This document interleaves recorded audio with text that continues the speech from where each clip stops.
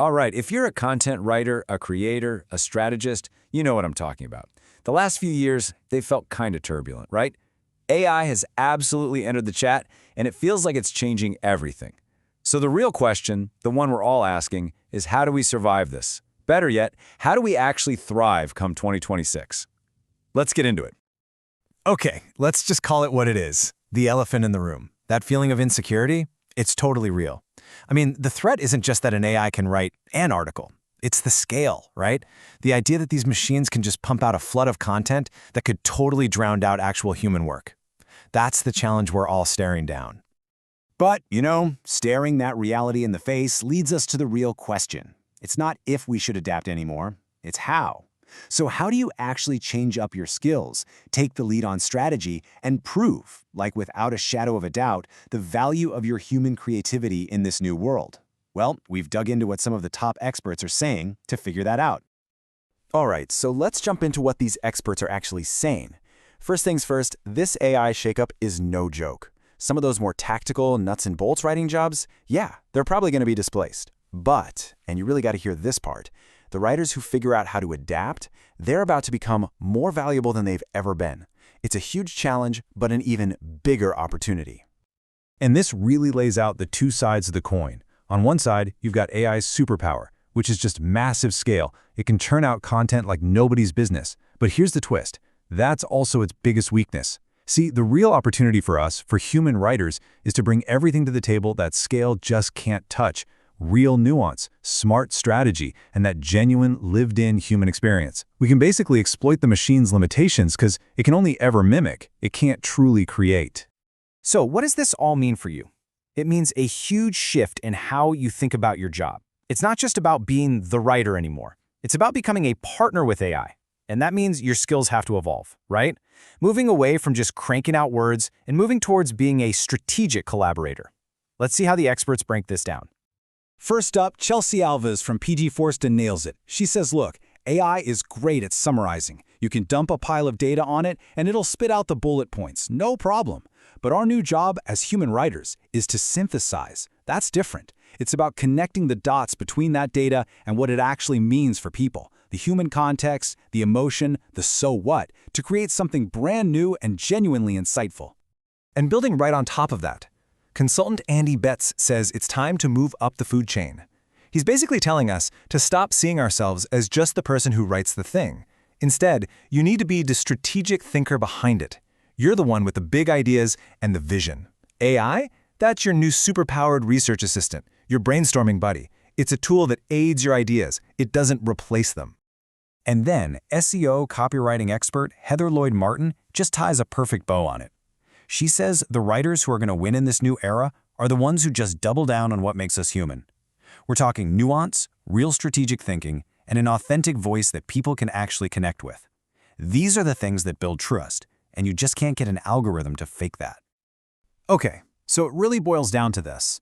To make this leap, you kind of have to become three new things. First, you've got to be a collaborator, using AI to just blow through the grunt work, the research, the outlining. Second, you have to become a prompt master. Seriously, the output you get from AI is only as good as the input you give it. And third, and this is the big one, you have to become the strategist. You have to own the why behind the content, not just the what. All right, so changing our skills is one piece of the puzzle. But what about the actual content? Does that need to change too? The answer is a big yes. Because think about it, we're not just writing for people anymore. We have a dual audience now. You've got the humans you want to connect with, and you've got the machines, the AIs, that are finding and summarizing your work for those humans.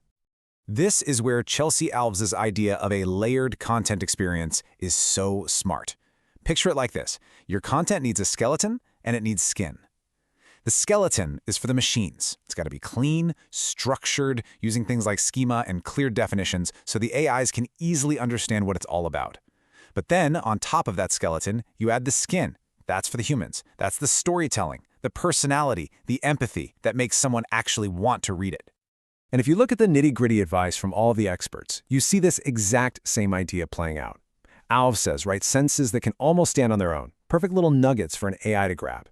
Betts is all about spending more time on your creative briefs to guide the AI, what he calls increasing your influence per word. Lloyd Martin gives us practical tips, like putting quick takeaways right at the top. And then Adam Reamer kind of brings us back to earth, reminding us, hey, don't forget to write for your audience first. Just make sure the machines can find it for them. You know, with all this talk of change, it kind of leads to a really reassuring idea. In a world where the tech and the algorithms are changing every 5 minutes, what kind of content actually lasts? And the experts all point to the same thing: you've got to invest in content frameworks built on real, durable value, not just on trying to trick the latest algorithm. And these are the frameworks that are always going to win. We're talking about content that's built on legit authority, the kind of stuff AI just can't fake. Things like weaving stories out of data, doing your own original research, getting true expert commentary, writing detailed case studies, or publishing reports from your own private data. Basically, anything that comes from first-hand experience and adds brand new knowledge to the world, that's the new gold standard. And I love this reminder from Heather Lloyd Martin. She says that when you create something that's genuinely great, something truly valuable, it doesn't just have a short shelf life. It becomes a lasting asset. It's something you can come back to, refresh, and repurpose again and again. It's about playing the long game with quality, not the short game with quantity. So the next big question is, how do you prove this high-quality stuff is actually working? Well, it's time to change the scorecard. The experts are all saying we have to get away from the old vanity metrics, just looking at traffic and clicks. The real measurement now is business impact.